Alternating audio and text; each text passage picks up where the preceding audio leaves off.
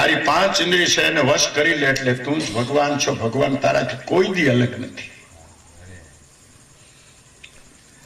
આ કોઈના રૂપ પાછળ નચાવી જોઈએ. પત્નીનું જોઈ પતિનું, હું તો કહું હરિનું જોવું જોઈએ, પણ એ દૃષ્ટિ મોડી આવે છે એટલે એટલો બધો ભાર મૂકવા નથી માંગતો.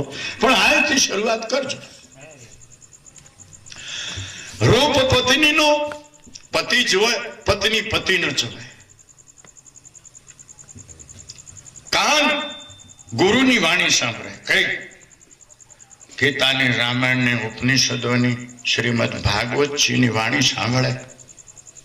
બીજું ન સાંભળે. વ્યવહાર પૂરતું સાંભળવું જોઈએ, પણ એ આખો દી ન સાંભળાય. નકા જીવડા પણ પડી જાય. હો સાંભળ્યાથી એ પણ નક્કી માની લેજો તમે. ના કે જીવડા ન પડે, દેખાતા નથી પણ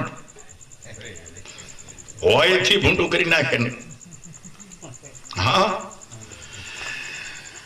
નાક, નાક ઠીક છે, અગરબત્તી છે, અંતર છે, ઠીક છે. ક્યારેક ગરમી માટે કેમ મન વિકસિત થઈ ગયું તો સૂંઘો, પણ નકા અત્યારે જે સુગંધ ઉડી રહી છે, જો આનંદ લેવો હોય, આનંદ પ્રાપ્ત કરવો હોય તો આ સત્સંગની સુગંધ લે છે.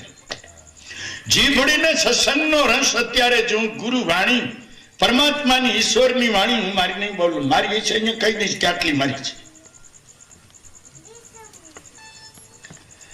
ચામડી પોતાની પત્નીનો પરસ કરે, પોતાના પતિનો પરસ કરે, और उपराम रहे.